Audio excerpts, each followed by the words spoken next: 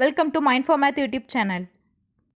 இன்றைக்கி நம்ம simple interest டாப்பிக்கில் பார்ட் 5 வீடியோ ப்ராக்டிஸ் கொஷின்ஸ் பார்க்க போகிறோம். ஆஸ் யூஷுவல் எல்லா டாப்பிக்லையுமே பார்க்குற மாதிரி சிம்பிள் இன்ட்ரெஸ்ட்டில் நமக்கு ப்ரீவியஸ் இயர் கொஷின் பேப்பரில் கேட்டிருக்கக்கூடிய கொஷின்ஸ் எல்லாமே தான் நம்ம இங்கே டிஸ்கஸ் பண்ண போகிறோம். டோட்டலாக ஒரு 5 கொஷின்ஸ் டிஸ்கஸ் பண்ணலாம். ஓகே, ஃபஸ்ட் கொஸ்டின் பாருங்கள். First question, a sum of money lent out of simple interest amounts to rupees 720 after 2 years and rupees 1020 after a further period of 5 years. Find the principal. Amounts to அப்படின்னா என்னது? Total amount. Okay, principal amount நம்ம find out பண்ணணும். நமக்கு கொடுத்துருக்கிறது என்னென்னா 2 கேசஸில் total amount கொடுத்துருக்காங்க. Total amount after 2 years is 720. And then total amount after further period of 5 years. Further period of 5 இயர்ஸ்னால் 2 + 5 தட் இஸ் 7 இயர்ஸ்க்கு அப்புறம் டோட்டல் அமௌண்ட் எவ்வளோ ஆகுது அப்படின்னா 1020. ஸோ இது ரெண்டுக்கான டிஃப்ரென்ஸ் என்னது? 5 years. இந்த 5 years இவங்க ரெண்டு பேருக்கும் மிடில் எவ்வளோ இருக்குது, இன் பிட்வீனில் எவ்வளோ பே பண்ணியிருக்காங்க, 2 yearsக்கும் 7 yearsக்கும் உள்ள டிஃப்ரென்ஸ் என்னது? 5 years. லைக்வைஸ் அமௌண்ட் டிஃப்ரென்ஸ் பார்த்தீங்கன்னா 1020 - 720. ஸோ 5 yearsல 300 rupees அவங்க எக்ஸ்ட்ரா பே பண்ணியிருக்காங்க. ஓகேவா? செகண்ட் அண்ட் 7th இயருக்கு பார்த்தீங்கன்னா டிஃப்ரென்ஸ் 300 rupees பே பண்ணியிருக்காங்க. ஸோ 5 yearsக்கு 300 அப்படின்னா 1 yearக்கு அவங்களோட இன்ட்ரெஸ்ட் என்னவா இருக்கும்? 300 டிவைடட் பை 5. ஸோ கேன்சல் பண்ணிங்கன்னா 60 rupees. So yearly 60 rupees interest அவங்க பே பண்ணிகிட்ருக்காங்க. ஓகே, இப்போ நம்ம என்ன கண்டுபிடிக்கணும்? பிரின்சிபல் அமௌண்ட் கண்டுபிடிக்கணும். இதை வச்சு எப்படி பிரின்சிபல் அமௌண்ட் கண்டுபிடிக்க முடியும்னு கேட்டிங்கன்னா, ஃபஸ்ட்டு டேட்டா கொடுத்துருக்காங்கல்ல, 2 yearsல டோட்டல் அமௌண்ட் 720. இந்த டோட்டல் அமௌண்ட்டில் பிரின்சிபல் அண்ட் சிம்பிள் இன்ட்ரெஸ்ட் ரெண்டுமே இருக்கும். First simple interest for 2 years find out பண்ணுங்கள். 1 yearக்கு 60 rupees அப்படின்னா 2 yearsக்கு சிம்பிள் இன்ட்ரெஸ்ட் எவ்வளோ? 120 rupees. இந்த 720ல் principal amount and interest amount இருக்கும். இந்த இன்ட்ரெஸ்ட் அமௌண்ட் நமக்கு தெரியும் 120 அப்படின்னு நம்ம ஃபைண்ட் அவுட் பண்ணிட்டோம்.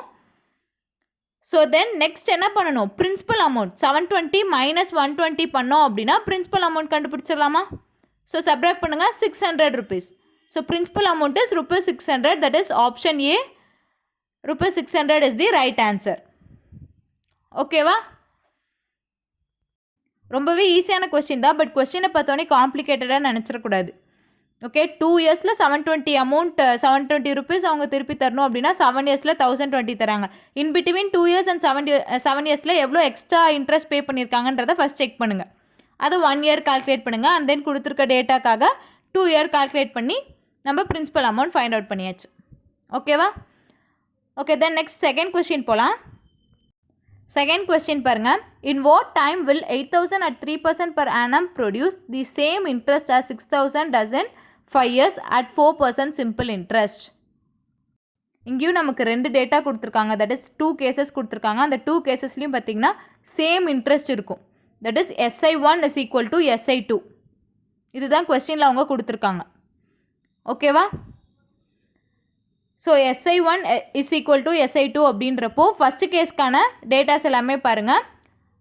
SI ஃபார்முலா என்னது? PNR by 100. So principal is 8000 into 3% rate of interest. Year என்னது? இயர் தான் நம்ம ஃபைண்ட் அவுட் பண்ணணும். ஃபஸ்ட் கேஸ்க்கான இயர் தான் நம்ம ஃபைண்ட் அவுட் பண்ணணும். எக்ஸ்ன்னு கன்சிடர் பண்ணிக்கலாம், டிவைடட் பை 100. செகண்ட் கேஸில் பார்த்தீங்கன்னா 6000 principal, 5 years and 4% rate of interest, divided by 100. 100 cancel பண்ணிடுங்க. ஸோ ஜீரோஸ் எல்லாமே கேன்சல் பண்ணிடலாம். 8 3s are 24. X is equal to 5 4s are 20 into 6. X is equal to 20 into 6 divided by 24. 1 6 is 6. 4 6 are 24. 1 4 is 4. 5 4s are 20. X is equal to 5. 5 அப்படின்றது என்னது? Years. இங்கே n value தானே நம்ம find out பண்ணியிருக்கோம், எக்ஸ்ன்னு consider பண்ணியிருக்கோம். So X is equal to 5 years. Okay, then next third question பார்க்கலாம். Third question, Naveen borrowed some money at the rate of 6% per annum for the first 3 years, 9% per annum for the next 5 years and 13% per annum for the period beyond 8 years. If the total interest paid by him at the end of 11 years is rupees 8160, the money borrowed by him in rupees is. Principal amount தான் நம்ம இப்போ find out பண்ணணும். Total interest 11 இயர்ஸ்க்கு interest pay பண்ணியிருக்காங்க. So number of years is 11. Interest அமௌண்ட்டும் அவங்க கொடுத்துட்டாங்க 8160. Rate of interest வந்து different rate of interest use பண்ணியிருக்காங்க. அது என்னென்ன அப்படின்றத பாருங்கள். ஃபஸ்ட்டு 3 இயர்ஸ்க்கு 6%, ஒவ்வொரு இயருக்கும் 6%. ஸோ 3 இயர்ஸ்க்கு டோட்டலாக 6 into 3 18%. ஓகே, செகண்ட் என்ன கொடுத்துருக்காங்க 9% per annum for the next 5 years. Next 5 அப்படின்னா 4, 5, 6, 7 and 8. இந்த 5 இயர்ஸ்க்கும் பார்த்தீங்க அப்படின்னா 9%. ஸோ ஒவ்வொரு இயருக்கும் 9%. ஸோ டோட்டலாக 5 years, 9 into 5 is 45%. And then next என்ன கொடுத்துருக்காங்க 13% per annum for the period beyond 8 years. 8 இயர்ஸ்க்கு அப்புறம் நமக்கு இன்னும் எவ்வளோ இயர்ஸ் இருக்குது, டோட்டலாக 11 years. So 9, 10 and 11 remaining 3 years இருக்குது. இந்த 3 இயர்ஸ்க்கும் பார்த்தீங்கன்னா 13%. ஒவ்வொரு இயருக்கும் 13%. ஸோ 3 இயர்ஸ்க்கு 13 into 3 that is 39%. இப்போ இதெல்லாமே ஆட் பண்ணிங்க அப்படின்னா 102 கிடைக்கும். 102%. 102% அப்படின்றது என்னது, simple இன்ட்ரெஸ்ட்கான percentage.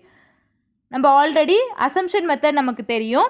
100% is equal to principal amount. எப்பவுமே principal amount 100% அசியூம் பண்ணுவோம். சிம்பிள் இன்ட்ரெஸ்ட்டுக்கான பர்சன்டேஜ் என்னது 102 ஃபைண்ட் அவுட் பண்ணியிருக்கோம்.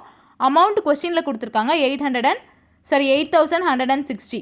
ஓகேவா, இப்போ கிராஸ் மல்டிப்ளை பண்ணுங்கள். 8,160 into 100 divided by 102 x is equal to. ஓகேவா, ஸோ இதை நம்ம சிம்பிளிஃபை பண்ணலாமா? ஃபஸ்ட்டு 2 டேபிளில் சிம்பிளிஃபை பண்ணுங்கள். 51 டைம்ஸ் 8,160 சிம்பிளிஃபை பண்ணோன்னா 4,080. ஓகேவா, ஓகே. தென் நெக்ஸ்ட்டு 51 டேபிளே நம்ம ஸ்ட்ரெயிட்டாக கேன்சல் பண்ண முடியும். 151 is 51 and then 80 times 4,080. Okay, 80 into 100 that is x is equal to 8,000. x அப்படின்றது என்னது, principal amount. the money borrowed by Navin is rupees 8,000. Option C is the right answer. Okay, இந்த மாதிரி questions நம்ம already part 3 வீடியோவில் solve பண்ணியிருக்கோம். புரியாதவங்க நீங்கள் அந்த video கூட பார்த்துக்கலாம். ஓகேவா, ஓகே. நெக்ஸ்ட்டு 4th கொஸ்டின் பாருங்கள். 4th question, a certain sum of money becomes 3 times of itself in 20 years at simple interest. In how many years does it become double itself at the same rate of simple interest? So இந்த மாதிரி questions எல்லாமே part 4 வீடியோவில் solve பண்ணியிருக்கோம். இதுக்கு ஒரே concept தான் பார்த்தோம், NR concept. NR is equal to 200. ஏன் 200 ட்ரிபிள் ஆகுது அமௌண்ட் 3 times. ஸோ 200 20 இயர்ஸில் ஆரோட வேல்யூ நம்ம ஃபைண்ட் அவுட் பண்ணணும். 20x is equal to 200. therefore x is equal to 10%. ஓகேவா, இப்போ ரேட் ஆஃப் இன்ட்ரெஸ்ட் ஏன் ஃபைண்ட் அவுட் பண்ணால் செகண்ட் கேஸ்க்கும் same rate of interest. Second கேஸில் பார்த்தீங்கன்னா அமௌண்ட் டபுள் ஆகுதுன்னு சொல்லியிருக்காங்க. So NR is equal to 100.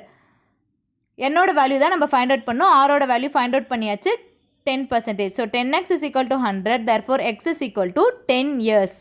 Okay, 10 years is the answer. Option B 10 years is the right answer.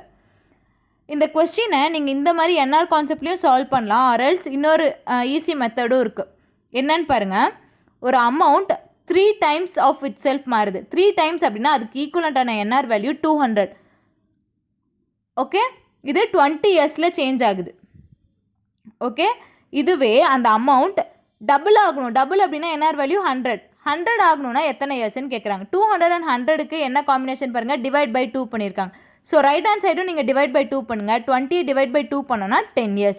நம்ம ஈஸியாகவே ஆன்சர் ஃபைண்ட் அவுட் பண்ணிடலாம். ஓகேவா, என்ஆர் மெத்தடும் ஈஸியாக தான் இருக்கும், பட் இது பார்த்த உடனே நம்ம ஆன்சர் ஈஸியாக சால்வ் பண்ண முடியும். ரெண்டு கான்செப்டுமே நீங்கள் தெரிஞ்சு வச்சுக்கோங்க. Okay, okay. Next last question 5th one பார்க்கலாம். இது கொஞ்சம் டிஃப்ரெண்ட்டாக இருக்கும் பாருங்கள். Rupees 12,000 is divided into 2 parts so that the simple interest on the first part for 3 years at 12% per annum may be equal to simple interest on the second part for 1/2 years at 16% per annum. The ratio of first part to the second part is. First principal amount பார்த்தீங்கன்னா 12,000 இருக்குது. இந்த 12,000 2 பார்ட்ஸாக divide பண்ணுறோம். ஓகேவா, X and ஒய்னு அதை consider பண்ணிக்கலாம். And then 2 பார்ட்ஸாக divide பண்ணதுக்கப்புறம் first பார்ட்டுக்கான year rate of இன்ட்ரெஸ்ட்லாம் கொடுத்துருக்காங்க, அதே மாதிரி செகண்டுக்கும் கொடுத்துருக்காங்க. இது ரெண்டுக்குமான சிம்பிள் இன்ட்ரெஸ்ட் ஈக்குவலாக இருக்கும்னு சொல்கிறாங்க.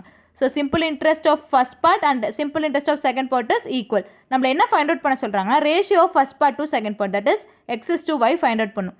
ஃபஸ்ட் பார்ட் பாருங்கள், principal value X into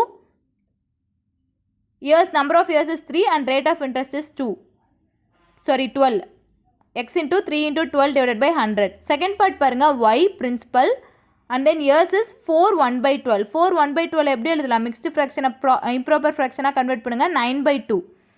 So 9/2 into rate of interest is 16% per annum. Okay. Into divided by 100. இதெல்லாமே 100 cancel பண்ணிக்கோங்க. And then x is to y தான் நம்ம இப்போ find out பண்ண போகிறோம். That is x divided by y is equal to 9 into 16 divided by 3 into 12. இதெல்லாமே cancel பண்ணுங்க. 3 டேபிளில் cancel பண்ணுங்க first. And then again 3 டேபிளில் பண்ணுங்க. இப்போ 4 டேபிளில் பண்ணுங்க. 1 4 is 4. 4 4s are 16. டினாமினேட்டரில் பாருங்கள் ஆல்ரெடி 2 இருக்கும். ஸோ 4/2ன்னு இருக்கும். ஓகேவா? ஸோ 4/2 அகைன் கேன்சல் பண்ணால் 2/1. x/y is equal to 2/1. x is to y ஓட வேல்யூ என்னது? 2:1. Option A 2:1 is the right answer. Okay. Okay, இப்போ நம்ம டோட்டலாக 5 கொஷின் பார்த்தாச்சு. இந்த 5 கொஷினுமே நமக்கு ப்ரீவியஸ் கொஷின் பேப்பர் டிஎன்பிசிலையும் கேட்டிருக்காங்க. ஒரு சில questions that is second third question டிஎன்பிசியில் கேட்டது, மீது எல்லாமே பேங்க் எக்ஸாம்லேயும் கேட்டிருக்காங்க. ஓகேவா? நம்ம எப்பயுமே ஒரு டாபிக் கம்ப்ளீட் பண்ணதுக்கப்புறம் அந்த பார்ட்டுக்கான ப்ராக்டிஸ் கொஷின்ஸ் பார்ப்போம். எதனாலன்னு கேட்டிங்கன்னா, நம்ம இப்போ என்ன தான் கான்செப்ட் வைஸ் ஸ்ட்ராங்கானாலும் ட்ரிக்ஸ்லாம் கற்றுக்கிட்டாலுமே அந்த கொஷின் பேப்பரில் கேட்டிருக்கக்கூடிய கொஷின்ஸ் எப்படி இருக்குன்றத ஒரு உங்களுக்கு தெரியணும், ஒரு கிளான்ஸ் உங்களுக்கு காட்டணும் அப்படின்றதுக்காக நான் ப்ராக்டிஸ் கொஷின்ஸ் எல்லா டாப்பிக்குமே நான் போட்டிருக்கேன். Okay okay, that's all for today. I hope you all understand these problems. Stay tuned for more videos and thank you.